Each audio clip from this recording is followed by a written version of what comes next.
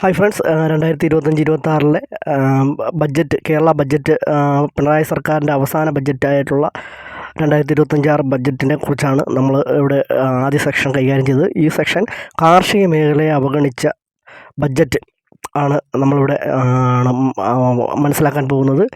കർഷകനായ കൃഷിമന്ത്രിയുള്ള ജില്ല കൂടിയാണ് ആലപ്പുഴ ജില്ല. കാർഷിക മേഖലയ്ക്ക് ഈ അവഗണന നേരിട്ടതിൽ ആലപ്പുഴ ജില്ല മൊത്തത്തിൽ ഒരുപാട് വേദനിക്കുന്നുണ്ട്. കൂടാതെ നെൽകൃഷി പരിപോഷിപ്പിക്കുന്ന നടപടി സ്വീകരിച്ചില്ല എന്ന് മാത്രമല്ല, കേരളത്തിൻ്റെ നെല്ലറ അന്യാധീനപ്പെടുത്തുന്നതിൻ്റെ ഭാഗമായിട്ട് കോർപ്പറേറ്റുകൾക്ക് വിൽക്കുന്നതിൻ്റെ പങ്ക് പറ്റിക്കൊണ്ടാണ് കൃഷിമന്ത്രി ആയിട്ടുള്ള ആലപ്പുഴ ജില്ലക്കാരനായിട്ടുള്ള മന്ത്രിയുടെ നടപടി. അത് കേരള മനസാക്ഷിയെ ഞെട്ടിക്കുന്നതും കേരളത്തിൽ അത് തിരിച്ചടി നേരിടേണ്ട ഒരു സംഗതി തന്നെയാണ്. കാർഷിക ശാസ്ത്രജ്ഞനായ അന്തരിച്ച ഡോക്ടർ MS സ്വാമിനാഥൻ കമ്മീഷൻ്റെ റിപ്പോർട്ടിൻ്റെ അടിസ്ഥാനത്തിൽ 2138 കോടി രൂപയാണ് കേന്ദ്ര സർക്കാർ എല്ലാ ബഡ്ജറ്റിലും കഴിഞ്ഞ UPA സർക്കാരിൻ്റെ കാലഘട്ടത്തിൽ അവതരിപ്പിച്ചുകൊണ്ടിരുന്നത്. അങ്ങനെ ആ ചെലവഴിച്ച തുക, ആ ബഡ്ജറ്റിൽ അനുവദിച്ച തുക അത് ഫലപ്രദമായി വിനിയോഗിക്കാൻ കഴിയാതെ ഇവിടെ കേവലം 250 കോടി രൂപ മാത്രമാണ് ചെലവഴിച്ചത്, സംസ്ഥാന സർക്കാർ ചെലവഴിച്ചത് അത്രയും തുകയിൽ നിന്ന്. അത് പലതും സർക്കാർ ഉദ്യോഗസ്ഥന്മാരെല്ലാവരും കൂടെ ചേർന്നുകൊണ്ട് അമ്പലങ്ങൾക്കും പള്ളികൾക്കും ഒക്കെ വകമാറ്റി ചെലവഴിച്ച തുകയാണ്. അല്ലാതെ കാർഷിക മേഖലകളിൽ പുറം ഫണ്ട് നിർമ്മിക്കുന്നതിനോ മറ്റു കാര്യങ്ങൾക്കോ ആ തുക എടുക്കാൻ ഇവിടെ സാധിച്ചിട്ടില്ല. അത് തികച്ചും വകമാറ്റുകയും അങ്ങനെ പല അനുമതിയില്ലാതെ പാടങ്ങൾ, മുരിക്കൻ്റെ പാടശേഖരങ്ങൾ കൊണ്ട് ലക്ഷങ്ങൾ മുടക്കിയിട്ട് അദ്ദേഹം നിയമപരമായി കേസ് കൊടുത്തത് ഒഴിവാക്കി. എങ്കിലും ഇപ്പോഴും നമ്മളൊരു അന്വേഷണത്തിൽ പോയ ഒരു 10-20 ലക്ഷം രൂപയുടെ വസ്തു മുരിക്കൻ്റെ പാടത്ത് തന്നെ ഈ സർക്കാർ കൊണ്ട് ചെലവഴിച്ചിട്ടുണ്ട്, നമുക്ക് കണ്ടെത്താൻ കഴിയുന്നതാണ്. അത് നമ്മൾ ഒന്നാം കുട്ടനാട് പാക്കേജ് നടപ്പിലാക്കിയ ഇത് ഇടത് സർക്കാരിൻ്റെ കാലത്താണ്. രണ്ടാം കുട്ടനാട് പാക്കേജ് നടപ്പാക്കുമെന്ന് പറഞ്ഞതും ഇടത് സർക്കാരിൻ്റെ കാലത്താണ്. പക്ഷേ ഒന്നിനും ഫലമുണ്ടായില്ല എന്ന് മാത്രമല്ല, ഇതേ തുടർന്ന് കർഷകർ പകുതിയും കൃഷി ഉപേക്ഷിച്ചത് നമുക്ക് ആലപ്പുഴ ജില്ലയിൽ കാണാൻ കഴിയും.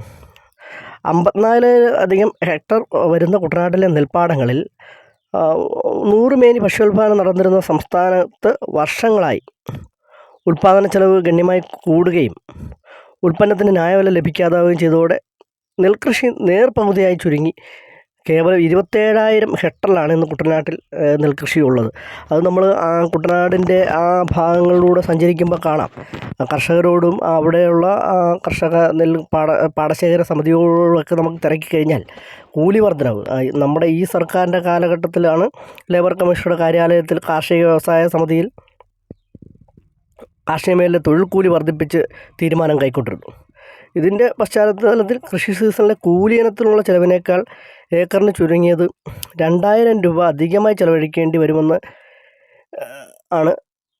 നെല്ലിലോ കൈകാര്യ ചെലവിലോ 1 രൂപയുടെ പോലും വർധനവ് വരുത്താതെയാണ് കർഷകരെ പൂർണ്ണമായും അവഗണിച്ച് ഈ ബഡ്ജറ്റ് ധനമന്ത്രി അവതരിപ്പിച്ചപ്പോൾ കയ്യടിച്ച് ആലപ്പുഴ ജില്ലയിൽ വളരെയധികം തുക ലഭിച്ചു എന്ന് തെറ്റിദ്ധരിപ്പിക്കുന്ന രീതിയിലാണ് ആലപ്പുഴ ജില്ലയിലെ കുട്ടനാടുള്ള MLAയും നമ്മുടെ കൃഷിമന്ത്രിയും ഇത് ഈ കേരള ജനതയെ പറ്റിച്ചിരിക്കുന്നത്. നമ്മൾ ബഡ്ജറ്റിൻ്റെ അകത്തോട്ട് പോകുമ്പോൾ നമുക്ക് മനസ്സിലാക്കാൻ കഴിയും, ഇവിടെ സംഭരണം, വികസനം എന്നീ പ്രക്രിയകൾക്ക് കാർഷിക മേൽ പ്രഖ്യാപിച്ചത് 150 കോടി രൂപ മാത്രമാണ്. എന്നാൽ ആലപ്പുഴയിലെ കുട്ടനാട്ടിലെ MLA പറയുന്നത് കുട്ടനാട്ടിലാണ് ഈ തുക മുഴുവനും 150 കോടി രൂപ ചെലവഴിച്ചത് എന്ന് പറഞ്ഞുകൊണ്ടാണ് അദ്ദേഹം പത്രമാധ്യമങ്ങളിലും കുട്ടനാട് ജനതയും വഞ്ചിക്കുന്ന നടപടി സ്വീകരിച്ചത്. നമ്മൾ അത് മനസ്സിലാക്കേണ്ടതെന്ന് പറഞ്ഞു കഴിഞ്ഞാൽ, ഈ 150 കോടി എന്ന് പറയുന്നത് കുട്ടനാട് മാത്രമല്ല, അത് കേരളം മൊത്തം ആയിട്ട് കാർഷിക മേഖലയിലൂടെ സംഭരണം, വികസനം എന്ന പ്രക്രിയകൾക്ക് വേണ്ടി ചെലവഴിച്ച തുകയാണ്. അത് കേന്ദ്ര സർക്കാർ കഴിഞ്ഞ കാലങ്ങളിൽ വർദ്ധിപ്പിച്ച തുക സംസ്ഥാന സർക്കാർ വിഹിതത്തിൽ നിന്നും കുറച്ചിരുന്നു. ഈ തുകയെങ്കിലും വർദ്ധിപ്പിക്കുന്നതെന്ന് കർഷകരെ അവിടെ പല തവണ MLAയോടും മന്ത്രിയോടും ആവശ്യപ്പെട്ടിട്ടും അതും അനുവദിക്കാത്ത രീതിയിലുള്ള നടപടിയാണ് ഈ കേരള ബഡ്ജറ്റ് 2025-26 ഈ കേരളത്തിന് സമർപ്പിച്ച് ആലപ്പുഴ ജില്ലയുടെ പരമ്പരാഗത കൃഷിക്കാരുടെ നട്ടെല്ലൊടിച്ചിരിക്കുന്നത്. ഇത് കേരളത്തിൻ്റെ നെല്ലറയായ കുട്ടനാട്ടിൽ ഉൽപ്പാദന മേഖലയിൽ കർഷകർ അതിരൂക്ഷമായി പ്രതിസന്ധി നേരിടുന്നതിനും അത് നെല്ലിന് 1 രൂപ പോലും വർദ്ധിപ്പിക്കാതെ കർഷകരെ സർക്കാർ അവഗണിച്ചതിനും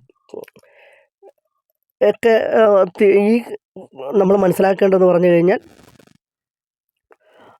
നെല്ലിലോ കൈകാര്യ ചിലവിലോ 1 രൂപയുടെ പോലും വർധനവ് വരുത്താതെ കർഷകരെ പൂർണ്ണമായാണ് ഈ ബഡ്ജറ്റ് അവഗണിച്ചിരിക്കുന്നത്. അത് നമ്മൾ മനസ്സിലാക്കേണ്ടതുണ്ട്. പിന്നെ നമുക്ക് കാര്യങ്ങൾ മനസ്സിലാകേണ്ടതെന്ന് പറഞ്ഞു കഴിഞ്ഞാൽ കേരളത്തിൻ്റെ നെല്ലറ അന്യാധീനപ്പെടേണ്ട വക്കിൽ എത്തുമെന്നുള്ളത് പരമ്പരാഗത കർഷകരുടെ അഭിപ്രായമാണ്. കാരണം അവിടുത്തെ 2018 പ്രളയത്തിന് ശേഷം 1000 കോടി രൂപ ജില്ലയ്ക്ക് അനുവദിച്ചത്, ആ തുകയുടെ വികസനങ്ങളും അവിടെ നടക്കുന്നില്ല. ഇപ്പം കേവലം നടക്കുന്നത് AC റോഡിൻ്റെ ഊരാളുകളിൽ ചുമതലപ്പെടുത്തിക്കൊണ്ട് ആ റോഡിൻ്റെ അവസ്ഥ വളരെ പരിതാപകരമാണ്. പിന്നെ പല വീടുകൾ കാർഷിക മേഖലയ്ക്ക് വേണ്ടി ഒരു നെല്ലറ പോലെ സംഭരണശേഷിയുള്ള ഒരു ഗോഡൗൺ നിർമ്മിക്കാൻ സർക്കാരിന് കഴിയുന്ന രീതിയിൽ കഴിഞ്ഞിട്ടില്ല. അത് നമ്മൾ മനസ്സിലാക്കേണ്ടതുണ്ട്. 2018 പ്രളയത്തിന് ശേഷം 1000 കോടി രൂപയാണ് ആലപ്പുഴ ജില്ലയ്ക്ക് അനുവദിച്ചത്. ഈ തുകയുടെ വികസനം പോലും ആലപ്പുഴ ജില്ലയിൽ നടത്താൻ കൃഷിമന്ത്രിക്കോ ആലപ്പുഴ ജില്ലയിലുള്ള MLAമാർക്ക് കഴിഞ്ഞിട്ടില്ല എന്നുള്ളതും നമ്മൾ മനസ്സിലാക്കുന്നുണ്ട്. ഞാനിപ്പോൾ 2025-26 ബഡ്ജറ്റിൽ അനുവദിച്ച തുകയുടെ കണക്കുകളാണ് നമുക്ക് മനസ്സിലാക്കാൻ സാധിക്കുന്നത്. അത് പുറംബണ്ടുകൾ സജ്ജമാക്കി നെൽകൃഷിയെ മുഖ്യധാരയിലെത്തിക്കുന്നതിനോ, റിങ്ങുബണ്ടുകൾ സ്ഥാപിച്ച് രണ്ടാം കൃഷി വർദ്ധിപ്പിക്കുന്നതിനോ, സംഭരണശാലകൾ സ്ഥാപിക്കുന്നതിനോ, കാർഷികമേഖലയെ വെള്ളപ്പൊക്കത്തിൽ നിന്ന് സംരക്ഷിക്കുന്നതിനോ, ഓരുവെള്ള ഭീഷണി തടയാൻ സ്ഥിരമായ റെഗുലേറ്റർ ബ്രിഡ്ജുകൾ സ്ഥാപിക്കുന്നതിനോ തുടങ്ങി കാർഷികമേഖല അടിസ്ഥാന വികസന സൗകര്യങ്ങൾ ഒരുക്കാൻ ബഡ്ജറ്റിൽ ഈ അനുവദിച്ച തുക യാതൊന്നും വകകൊള്ളിച്ചിട്ടില്ല എന്നുള്ള സത്യം കേരളത്തിലെയും ആലപ്പുഴ ജില്ലയിലെയും ജനങ്ങൾ മനസ്സിലാക്കേണ്ടതുണ്ട്. നമ്മൾ മനസ്സിലാക്കേണ്ടത് 2500 കോടി രൂപ കേന്ദ്ര സർക്കാർ വിവിധ വർഷങ്ങളിൽ അനുവദിച്ച തുകയെ മതിയാകാത്ത സാഹചര്യവും, 1000 കോടി രൂപ പ്രളയത്തിന് ശേഷവും അനുവദിച്ച തുക വിനിയോഗിക്കാത്ത സാഹചര്യവും, അത്രയും തുകകൾ വേണ്ട രീതിയിൽ വിനിയോഗിക്കാൻ കഴിവില്ലാത്ത മന്ത്രിയും MLAമാരും ഈ 150 കോടി അല്ലെങ്കിൽ 170 കോടി രൂപ എന്ന് ജനങ്ങളെ തെറ്റിദ്ധരിപ്പിച്ചുകൊണ്ട് എന്ത് കാർഷിക മേഖലയിലെ വികസനമാണ് ഇവർ ആഗ്രഹിക്കുന്നത്?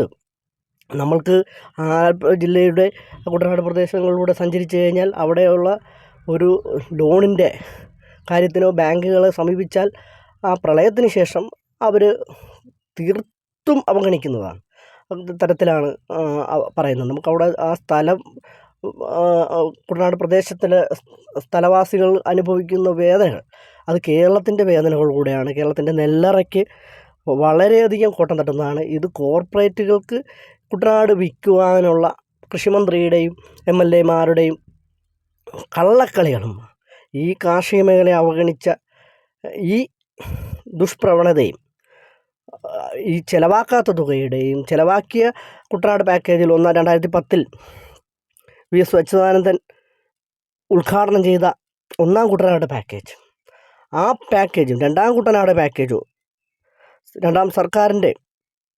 ഇടത് സർക്കാരിൻ്റെ രണ്ടാം കുട്ടനാട് പാക്കേജിനോ ഫലമുണ്ടാക്കാൻ കഴിഞ്ഞിട്ടില്ല എന്നുള്ള വസ്തുത കേരളത്തിലെ ജനങ്ങൾ മനസ്സിലാക്കണം. കാർഷിക മേഖലയ്ക്ക് ഊന്നൽ കൊടുക്കാതെ നമ്മൾ കോവിഡ് പോലുള്ള പ്രതിസന്ധികൾ നേരിട്ടപ്പോൾ, ഭക്ഷ്യക്ഷാമങ്ങൾ നേരിട്ടപ്പോൾ നമ്മളുടെ ഉൽപ്പാദന ചെലവുകൾ കൂടുകയും ആണെങ്കിൽ മാത്രമേ നമുക്ക് ഇത്തരം കാര്യങ്ങൾ തടഞ്ഞു നിൽക്കാൻ സാധിക്കുകയുള്ളൂ.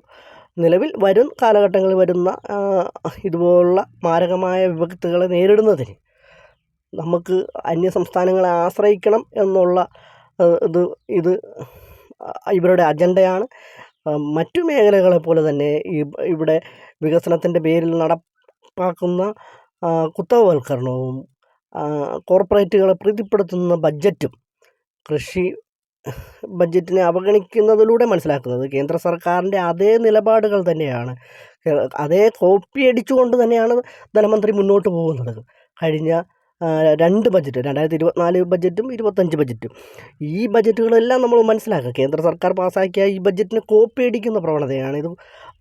ബഡ്ജറ്റിൽ വായിച്ച് മന്ത്രി പുളകിതനാകുമ്പോഴും കേരളത്തിലെ ജനങ്ങൾ ഇത് മനസ്സിലാക്കുന്നുണ്ടോ എന്നുള്ള സത്യം തിരിച്ചറിയണം. ഈ കാർഷിക മേഖലയെ അവഗണിച്ച ഈ ബഡ്ജറ്റ് നമ്മൾ തിരിച്ചടി നൽകിക്കൊണ്ട് തുടർന്നുള്ള പ്രവർത്തനങ്ങളിൽ നമ്മുടെ ബഡ്ജറ്റ് അവതരണത്തിലും ബഡ്ജറ്റ് ചർച്ചകളും പങ്കാളികളാണെന്നും സ്നേഹത്തിൻ്റെ ഭാഷയിൽ അഭ്യർത്ഥിച്ചുകൊണ്ട് ഞാൻ അടുത്ത സെക്ഷൻ നമുക്ക് ബഡ്ജറ്റിൻ്റെ മറ്റ് വിശദാംശങ്ങൾ ചർച്ച ചെയ്യാമെന്ന് ഉറപ്പ് നൽകിക്കൊണ്ടും thank you everybody, thank you so much. നമുക്ക് ഉയർത്തെഴുന്നേൽക്കണം, അതിജീവിക്കണം, കുട്ടനാടിൻ്റെ നെല്ലറ സംരക്ഷിക്കണം, കാർഷിക മേഖല സംരക്ഷിക്കണം. അതിനായി ഒത്തൊരുമയോടെ നമുക്ക് പങ്കുചേരാം. Okay, thank you.